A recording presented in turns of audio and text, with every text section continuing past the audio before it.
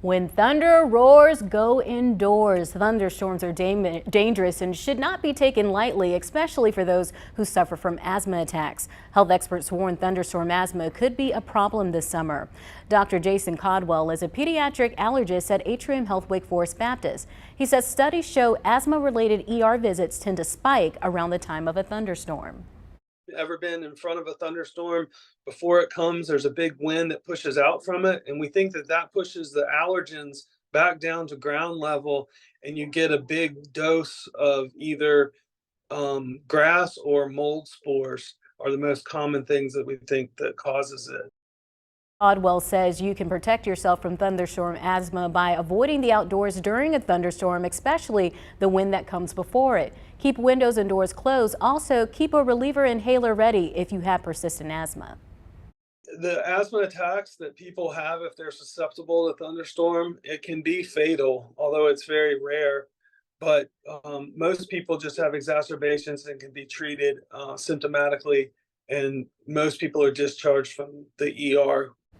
Dr. Codwell recommends seeking treatment quickly if asthma symptoms worsen anywhere from a few minutes to a few hours after a thunderstorm. I've got to say, this week was the first time I've heard of thunderstorm asthma. I was doing some research online, looking up story ideas, and I said, thunderstorm asthma, this is a thing. So I set up an interview and talked with the doctor, and he was saying a lot of the research comes out of Australia. There's some studies out in the Midwest, but research has shown around thunderstorms, ER visits with asthma-related attacks tend to spike. So as you were doing that, and I'd never heard of it either, and then now from a weather standpoint it makes sense, because right before you'll get downbursts sometimes of wind, and that can stir up all that dust that usually ahead of a thunderstorm we've been dry for a little while at least, and all that would make a difference. But it's kind of interesting because it's after the thunderstorms that you start to feel it because you're exposed to it, and there's that delay from being exposed to when you get symptoms. So that does make sense. I wonder if if this is something not new but newly discovered, because I mean if you've never heard of it, I mean I imagine this would be something that maybe you would at least hear about in school in your training, but I wonder if maybe it's just something that's fairly new to us. And I did ask him, I said, do you see spikes of it in the hospitals here? He says, well, a lot of times it depends on what questions are asked. Are people asking,